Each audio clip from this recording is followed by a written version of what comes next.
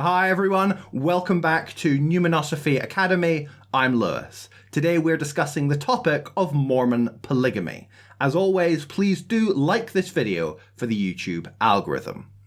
Okay, so I discovered a new YouTube channel, although they haven't posted a video in a couple of years, so a defunct YouTube channel, it appears, called Mormon Facts. It's certainly not a channel on the affirming Mormon faith side of things. And they've got various videos that are going through, aspects of early Mormon history, shedding some light on topics that the LDS Church historically has been reluctant to discuss. And so one of their videos on here is titled Mormon History of Polygamy, horizontal bar, Mormon Facts. And we will get straight into it. Hi, and welcome to Mormon Facts. The topic of polygamy in the LDS Church is such an enormous subject that it would be impossible to cover every aspect in a single video. This video reviews polygamy in a timeline format so as to better understand how the doctrine and teachings of polygamy have shifted and changed within the LDS Church from the mid-1830s to today. At an early age, Joseph Smith was extremely intimate with the Bible. So much so that at a very young age, he had memorized major sections of the book.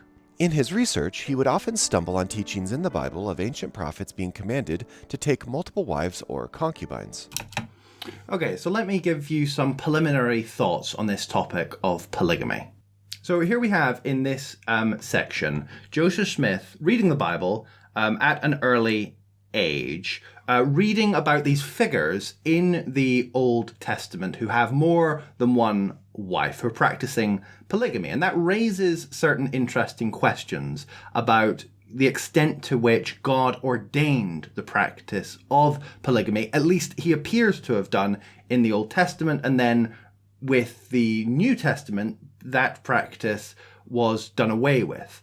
I think in one of Paul's letters, in 1 Corinthians, he talks about it being best for one woman to have one husband and one husband to have one wife. He also says it's actually better not to marry at all.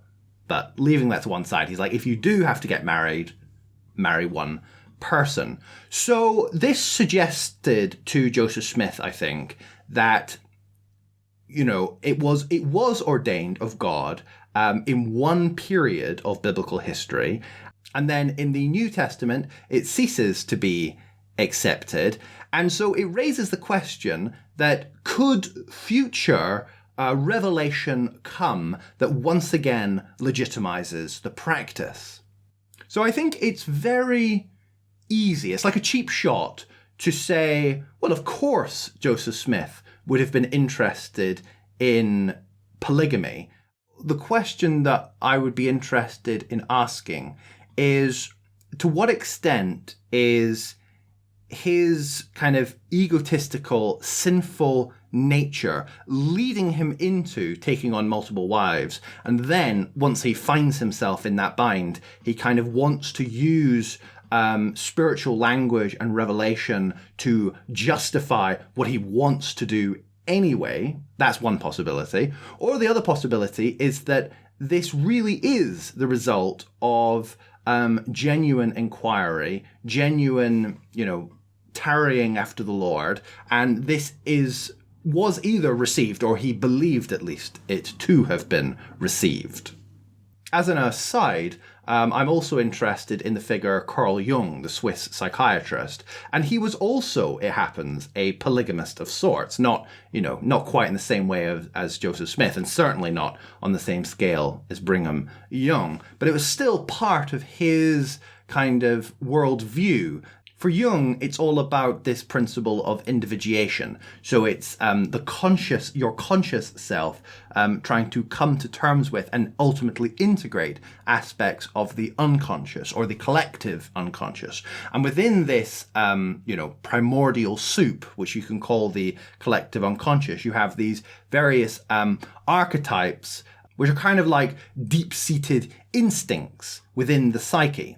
So I think Jung would basically have suggested that polygamist type relationships, that type of way of structuring relationships with one husband and two or more women was actually closer to the ideal psychological patterning of things, which of course is, in a kind of similar way actually, to the Mormons, quite embarrassing for contemporary Jungians. And so they find themselves having to explain why that aspect of analytical psychology is not something to be carried forward.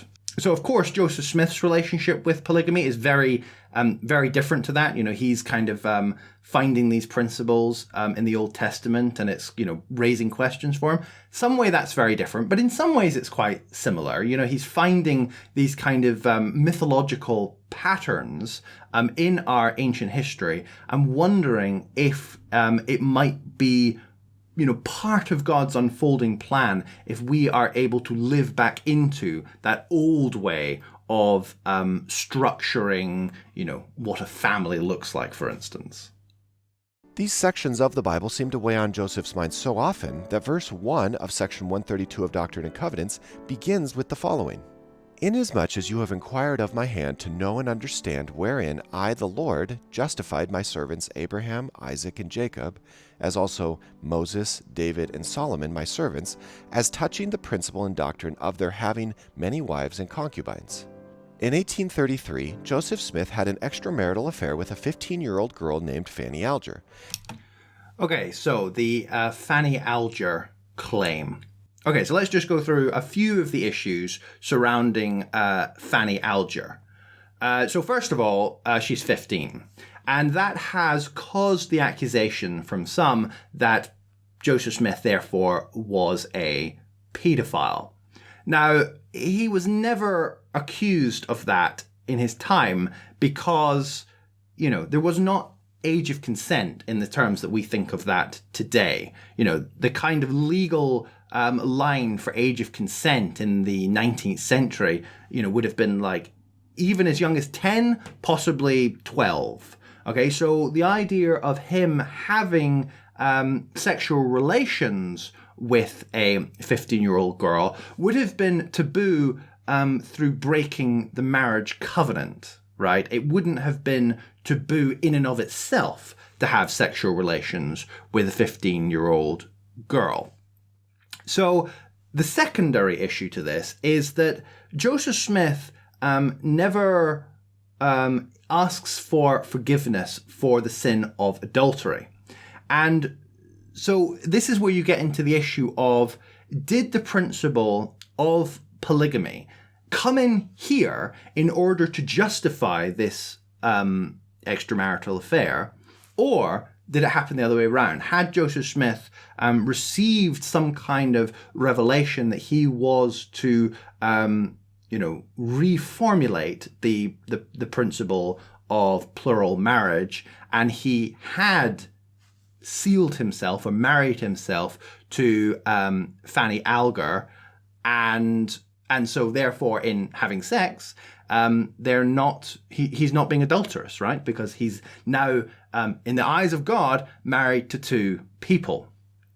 Now, this is complicated by the fact that Emma, his wife, doesn't seem to know about this. So that's obviously highly suspect, and that causes a lot of problems. The relationship between Joseph Smith and Emma concerning polygamy, is a major factor in trying to understand early Mormon polygamy, because Emma was very much not a fan. She resisted it her whole life, to the point at which, when Joseph Smith died, she even denied that Joseph Smith was ever a polygamist. Okay, so then the other aspect to this is, well, did they actually even have sex? As we will get onto in the video, Joseph Smith was sealed ultimately to a number of women, perhaps as many as 30. However, he never had children with any of these women apart from his first and original wife, Emma. Now that is odd in and of itself. It suggests that they were not sexual relationships, or at least they were not, conventionally sexual relationships. So there's a question here about whether the form polygamy took for Joseph Smith might have been substantively very different to the form polygamy took later on in LDS history, after Joseph Smith died, with Brigham Young and so forth. Perhaps the first was understood in this sealed sense, so that Joseph Smith is creating this spiritual family post his death, and there's nothing sexual about it. I don't think I buy that as an argument, but it's a possibility.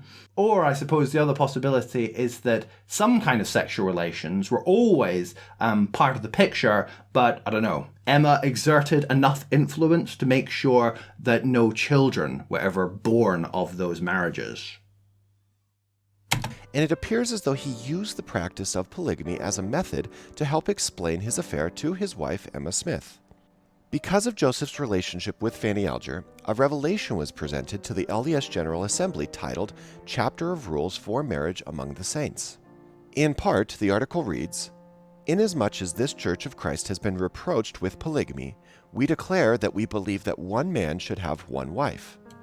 So this is the interesting aspect to all this, that although it appears that Joseph Smith and others were practicing polygamy in the very early years of the Mormon Church, while Joseph Smith was still alive, that their public position was at all times monogamous. Their public acknowledgement that they're practicing polygamy didn't come until later. The Church canonized the article and included it in Doctrine and Covenants as Section 101 with the title Article of Marriage. During this period, the Church publicly taught that polygamy was not of God and that monogamy was God's true law. In the Book of Mormon, in Jacob 2:27, it reads, "For there shall not any man among you have save it be one wife, and concubines he shall have none." However, a verse later it reads, "For if I will, saith the Lord of hosts, raise up seed unto me, I will command my people, otherwise they shall hearken unto these things." Despite these very public denunciations, the practice of polygamy was actually taking place among early church leaders in secret.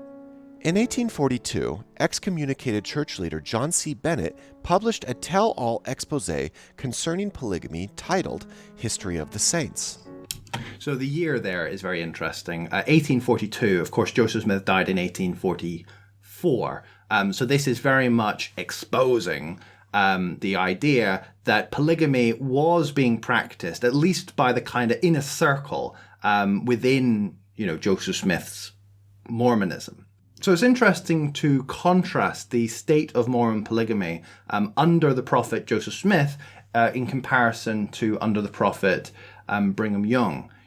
How much of a contrast do we want to suggest there is? Because you get people like Denver Snuffer, who is the leader or the prophet even of the remnant, the most recent kind of Mormon breakaway group, the Snuffer group, I've also heard it being referred to as, which is this kind of desire to get back to the pure, unadulterated theology of Joseph Smith, greater focus on the Book of Mormon itself. And he, wants to draw this very, very sharp line. Joseph Smith is practicing polygamy, but he's not having sex with these women. He's practicing this principle of sealing in order to create this cosmic marriage. It's not until Brigham Young that it all becomes about, having sex, having children, creating a larger Mormon population throughout Utah. I don't buy that sharp distinction, though, because, I think we have enough evidence to suggest that these marriages were more than just a kind of spiritual exercise. Emma, for instance, was, very opposed to these polygamous marriages. And that would suggest to me that this was not purely a kind of, piece of theological, speculative, spiritual exercise, that there were, real world ramifications of these relationships. In the exposé, John C. Bennett gave detailed accounts of Joseph Smith's plural marriages to multiple women. Because of these accusations and others, Joseph Smith gave a speech to a large congregation where he said, "What a thing it is for a man to be accused of committing adultery and having 7 wives when I can only find one." So this is the ongoing, asserting in the strongest possible terms that he is a, devout monogamist, faithful only to his wife. And again, this is almost a kind of, Mormon principle, as old as Joseph Smith itself, presenting one glossier front to the world and having another, theological principles that were being practiced in secret. That's kind of what temple theology, leads to. There's stuff that's happening that is just for the Latter-day Saints, and there is stuff that can be proclaimed to the world. And you have this, this divide between what it is appropriate to share and what it's not appropriate to share. "I am the same man and as innocent as I was 14 years ago, and I can prove them all perjurers." In reality, Joseph Smith was married to at least 33 wives at the time of this speech. The majority of the general church membership at the time seemed to truly believe that polygamy were lies propagated by the church's enemies, and some of that belief still continues to persist to today. So it's just interesting that you get into that situation where you're kind of projecting out a external image to the world, and then the rank and file within the denomination, buy those lies, by those half-truths, and believe themselves that that is what the church stands for. So you get this, weird kind of double standard thing going on, in which there's something being practiced within the inner circle, which is not reflected in the outward circle, and is certainly not what is expressed to the outer world. It wasn't until 1852, 5 years after the Saints had settled in the Utah Territory, when Brigham Young officially announced the practice of polygamy as divine doctrine and should be practiced by select LDS church members.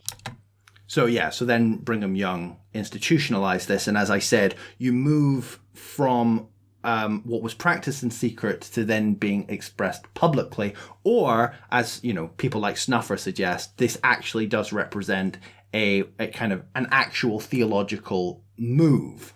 Because you often do get that with religious movements. The founding figure is the charismatic, big picture, more eccentric figure, Joseph Smith, and then the person to follow is the more systematic one that actually kind of institutionalizes the organization, Brigham Young. And then you get this, tug of war that takes place between the purer, more kind of unadulterated version of Mormonism that people, like Snuffer, are kind of trying to get back to, or the kind of institutionalized, formalized version of the LDS Church as we have it now, going forward as well. So you have this kind of going back and forth. And you can think of many, many examples of that. So Jesus, for example, and St. Paul follow a very similar pattern, Jesus being the eccentric, big picture one that's not really thinking about the real world implications of what he's saying and doing. He's just living into his own truth and allowing the pieces to fall as they may. And then, St. Paul turns it more into a kind of formalized movement. I think that is grossly simplistic, but it does kind of follow as well.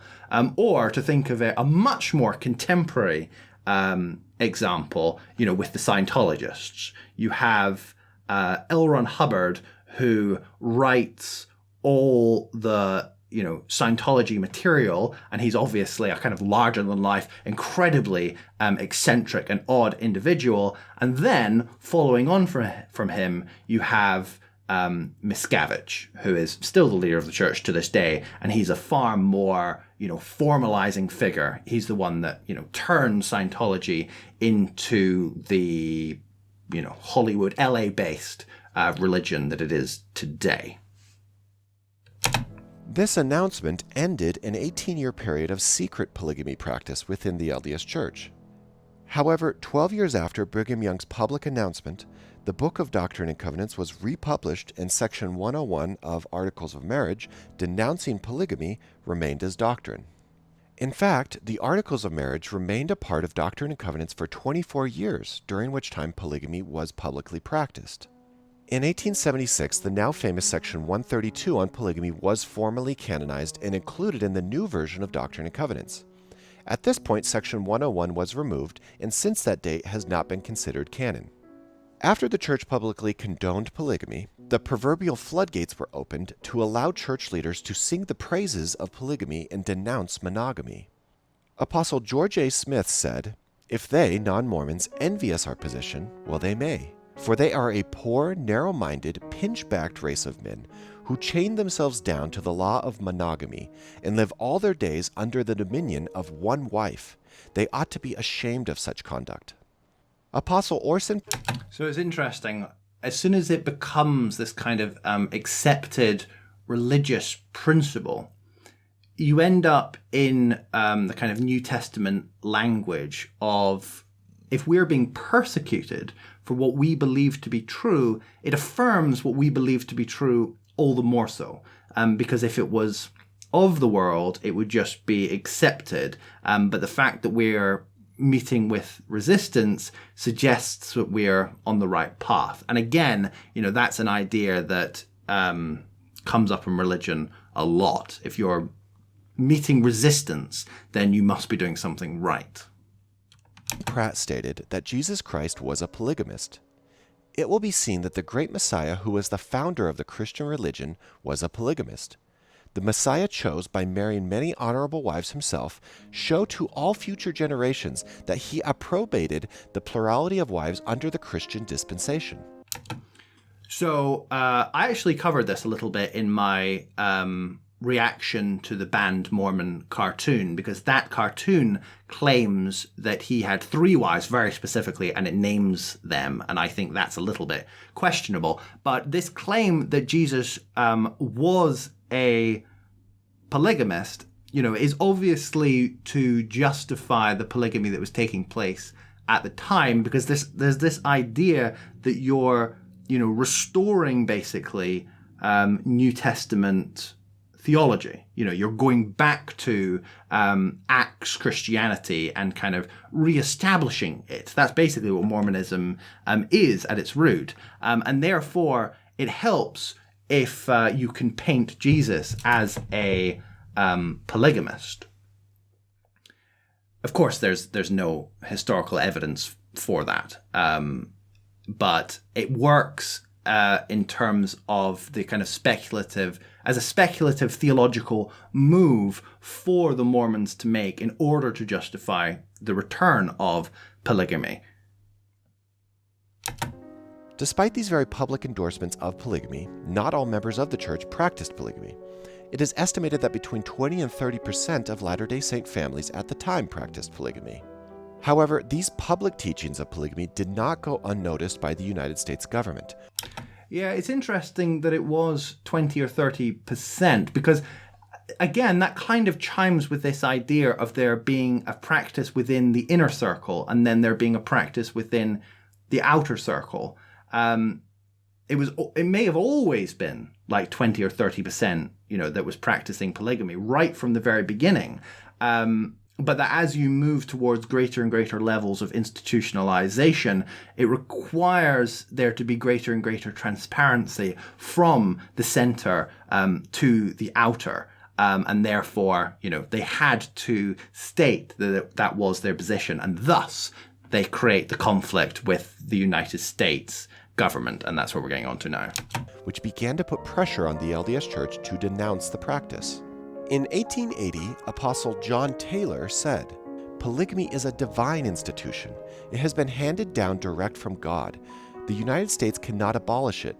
No nation on earth can prevent it, nor all nations of the earth combined. I defy the United States. I will obey God." So here we have his early comments saying that, this is a principle of God, and therefore, it's not for any state to declare that, it's not allowed, because, that should come under, freedom of religion type principles.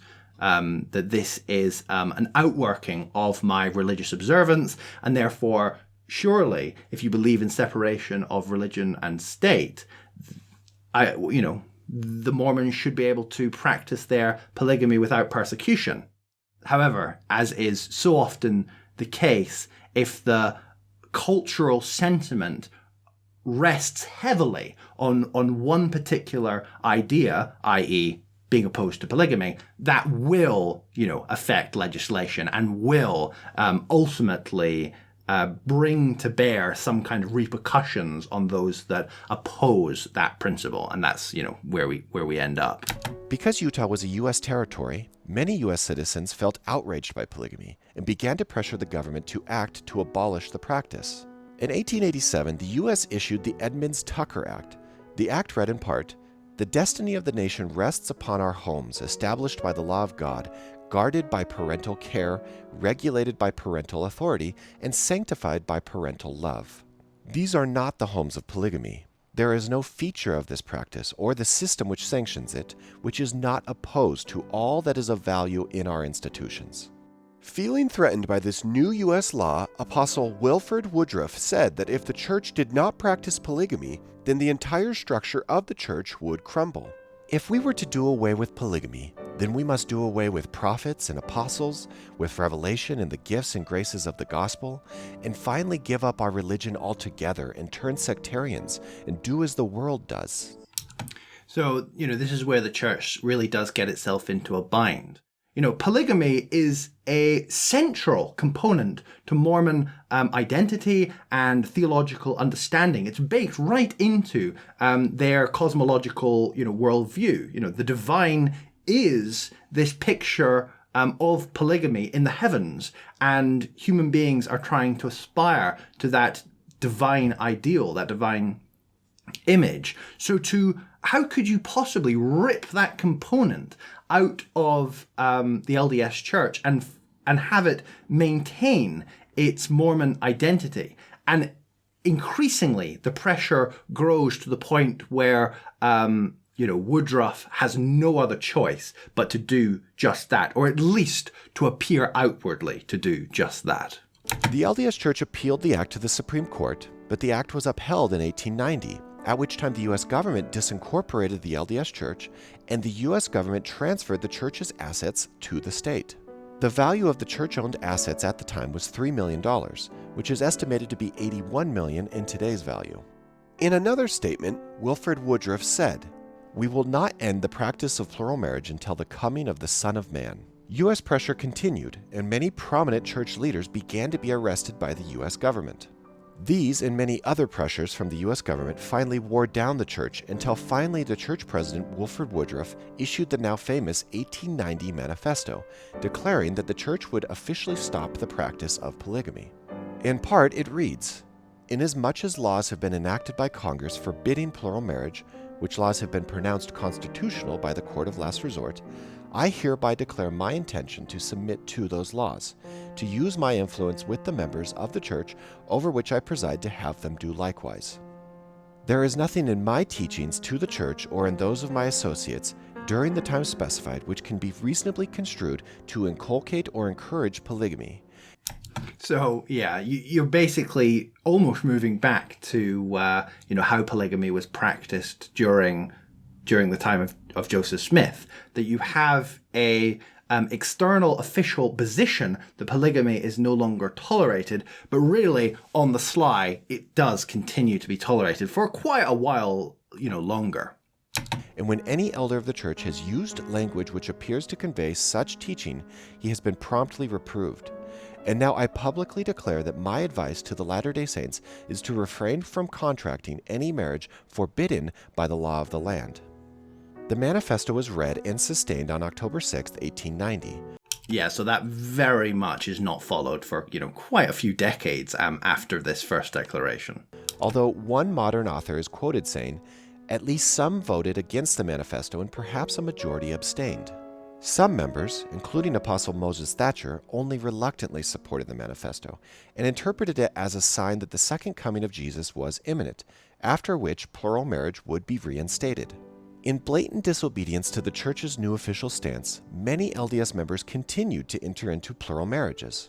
So common was the practice that in 1904, Church President Joseph F. Smith wrote what has been referred to as the Second Manifesto, which included provisions for the Church to take action against those who continue to perform plural marriages. Despite these repeated denunciations of the practice, Section 132 in the doctrine of polygamy continues to be included in Doctrine and Covenants, where it remains today. The 1890 Manifesto caused a very major rift in the Church, after which a splinter group calling themselves the Fundamental Church of Jesus Christ of Latter-day Saints was created. So yeah, just on that, Doctrine and Covenants 132, it still is part of Mormon scripture. It's still part of their theological understanding. Because 132 has the principle of eternal families and the principle of sealing.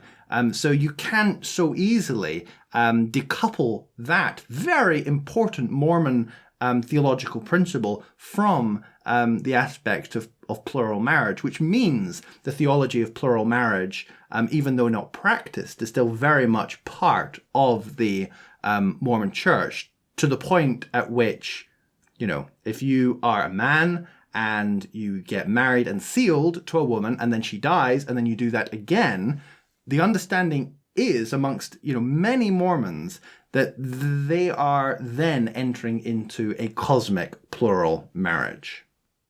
Almost specifically so that they could continue the practice of polygamy. It is estimated that there are 50,000 fundamentalist Mormons practicing polygamy in the United States today. The most famous of which is the FLDS prophet Warren Jeffs, which has been in the media and in the public eye since his arrest in 2006.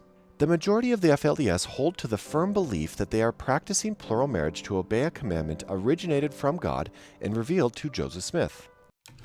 So, yeah, I think this does make the fundamentalist Mormon position far more understandable, why they would continue to practice it. If this was a principle that was taught by Joseph Smith and later by Brigham Young, and then ultimately changed, they claim through revelation, but, the kind of cultural and political power evidently had a bearing upon this practice within the church. As we saw, the prophet at the time of the first declaration clearly believed it was a principle ordained of God, and he was forced basically into changing that position. So for fundamentalist Mormons to, object to that and believe it is part of their God-inspired, divine practice to continue with polygamy, it seems perfectly understandable to me. The mainstream LDS Church works hard to distance itself from the FLDS, with the sentiment shared on the other side. The FLDS believe that they are the pure Latter-day Saints, and the mainstream LDS Church is the great and abominable. Today, the subject of polygamy is a very confusing matter. Modern LDS members believe that God is a polygamist, and that polygamy is and will continue to be practiced in heaven and during the millennium. Yeah, so I think that's partly right. I don't think it can be stated quite so categorically.